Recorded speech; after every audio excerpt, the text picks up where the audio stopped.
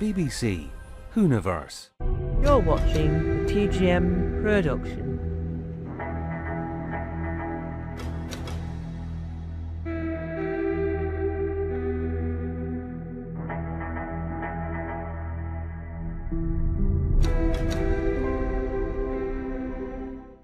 Hello and welcome to a brand new mini-series called The Paul McGann Files.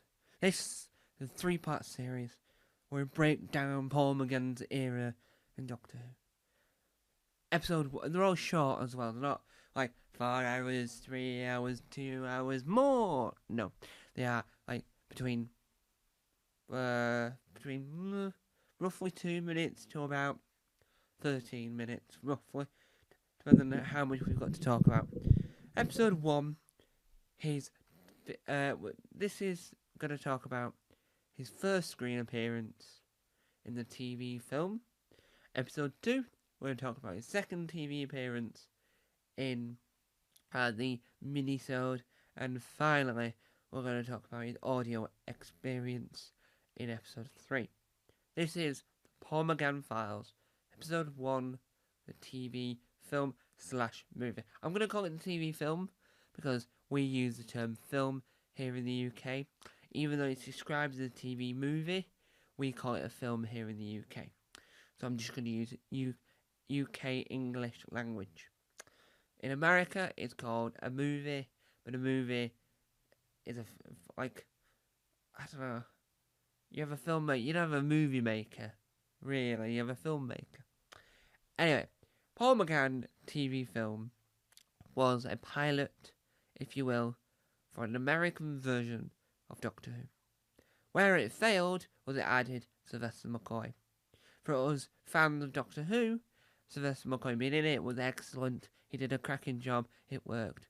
But as a pilot for an American version, no, it did not. The reason why that didn't work as a pilot for an American version is because if you were doing an American version of 40 Hours, you wouldn't start off where the UK version ended, like The Office. You wouldn't have David Brent saying, "Michael Scott, here's the keys to the office. Do you want to open up the American branch of Wernham Hog?" No, that would never happen. That would never happen.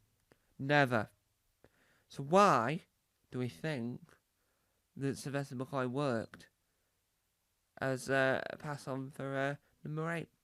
Yes, we all know he's the 8th Doctor, but for a pilot for an American version, why does it call him the 8th Doctor? Now, the difference between an American version of The Office and an American version of Doctor Who is the American version of The Office was made for America by America. The TV film here in Doctor Who was made for America, but also for Britain. So, even though it was made by Fox, it's still universally in the world of Doctor Who. It meant that it aired in the UK. Difference between the US and UK when it comes to the TV film is in the US, it failed like it's no one's business. In the UK, it was a triumph and a success. This showcased that if it was down to the BBC, Paul McGann would have got his own series. The thing that you need to notice is that the Dalek voice is different. That isn't anyone's fault. That is due to licensing issues, I think. What we have to discuss here is that Paul McGann set himself out to be one of the best Doctors. In a top list of Tom Mason's top 3 favourite Doctors, it goes David Tennant number 1, John Pertwee number 2, and recently, because I've recently been appreciating what he did, Paul McGann is at number 3. So it's number 10, 3 and 8 are my favourite Doctors.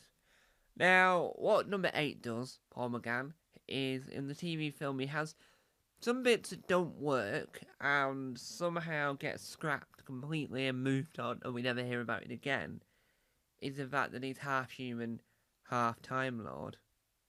all that sort of gets swept under the carpet quite quickly. And even the 8th Doctor forgets he ever said that. Grace Holloway, sadly, I just feel so sorry for Grace Holloway. Because as a character, yeah, she'll be a good companion. But sadly, she's not allowed to be Big Finish. Because obviously the licensing for Grace Holloway is in Disney's hand at the moment with Fox. So it wasn't anything to do with the fact that they didn't want to use Grace Holloway again in Big Finish Audio. They do, but it's just licensing the issue. Luckily, when we come to talk about the 50th minisode, Grace Holloway is mentioned.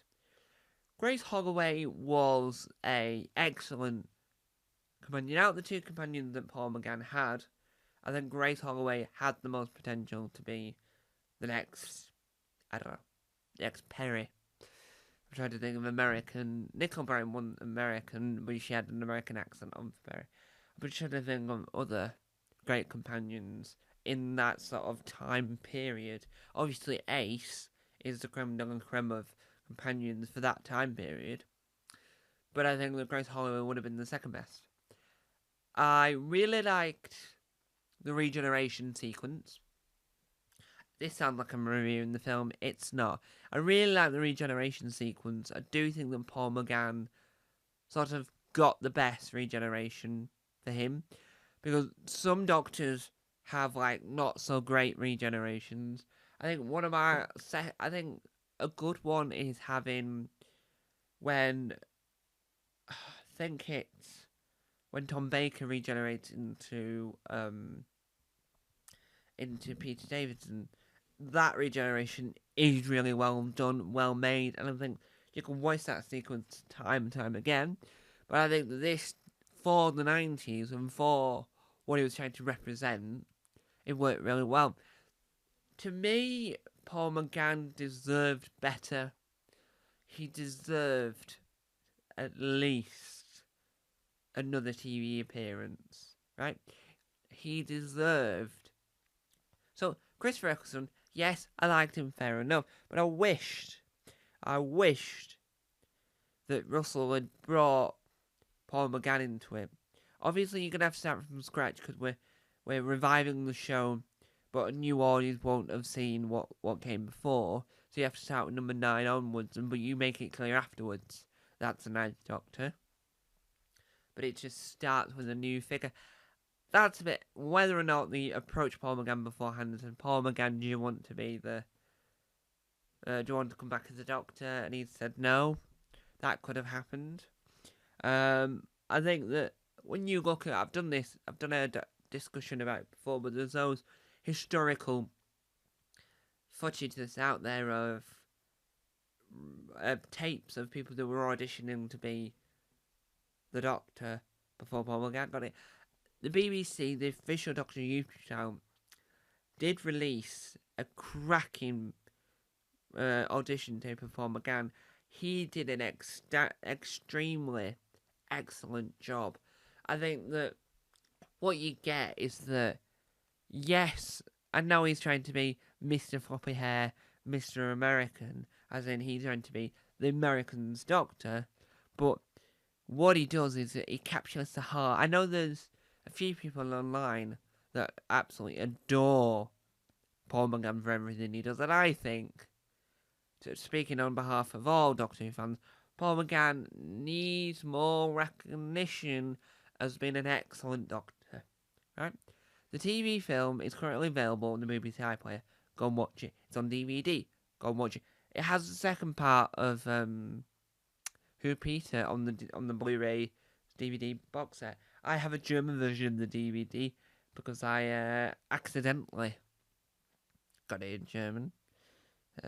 Was a mistake. Didn't realise there is footage of me on this channel going, "Oh, it's in German." So my reaction is there in one of the Advent Calendar videos in one of the past years. Paul McGann deserves more recognition, and I think the TV film needs to be in a Hall of Fame somewhere. I think if you're going to say, excuse me, what is a good place to start watching Doctor Who? I want to watch Doctor Who that reminds me of when I used to watch it as a child. Reminds me of Chris Eccleston and stuff. I would say to that person, but I don't want to watch any black and whites. I don't want to watch any 70s. I want to watch something. I would either suggest Sylvester McCoy era or TV film because it deserves that sort of, watch this, you'll like it. I think that, of course, there is elements that make no sense now. So there's elements of like the Master being this gloopy thing or a snake or whatever it's trying to represent and going inside. And we get Eric Roberts. Yeah. Okay. I understand. I really like Eric Roberts as the Master, but how does that Eric Roberts in Master then transfer into John Sims? Because from what we can gather, the Master is able to hop from body to body. That can't be a Time Lord. Right? If you're going to regenerate, it's the cells in the body. It's the things in your body, right? Every time we hear about what regeneration is, it's all what's inside the chemicals. So it's the same. So the Doctor, right, genetically on the inside, ignore the skin, is the same being, right? Got the same DNA, the same cells, same everything, right? Regeneration is inside that. If you get rid of the soul of the Doctor, the regeneration will still be there because it's inside your body. It's your cells, it's the blood, it's everything. But the issue we've got here in this whole thing is that the Master is now this gloopy thing and somehow still manages to regenerate. Makes no sense. I mean, the Master's been dropping body for years now, but it made no sense then. So I think there's certain elements of the TV film you can say, makes no sense.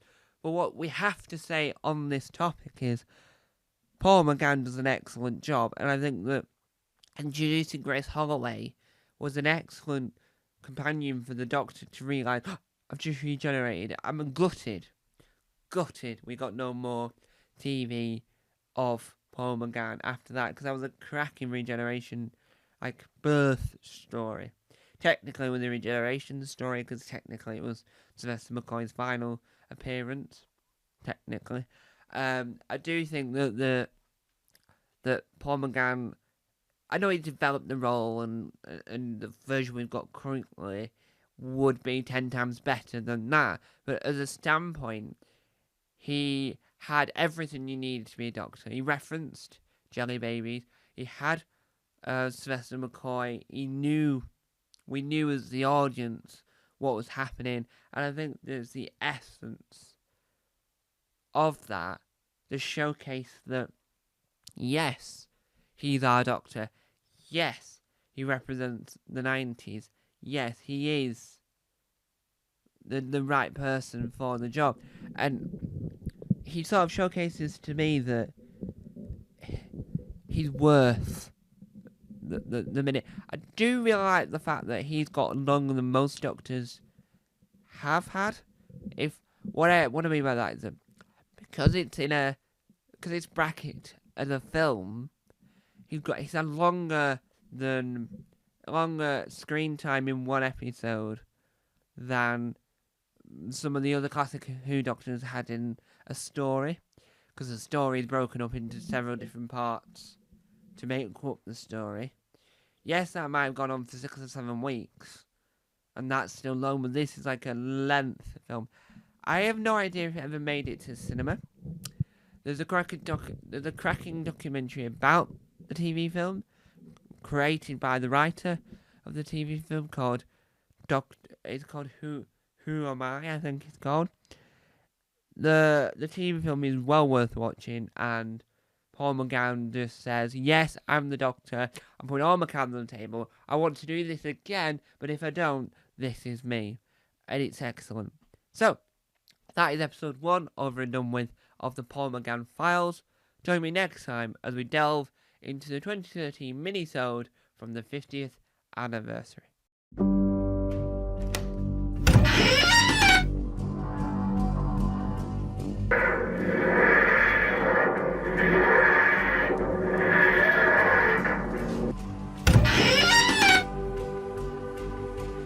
Don't forget to subscribe to the official Tom Mason YouTube channel.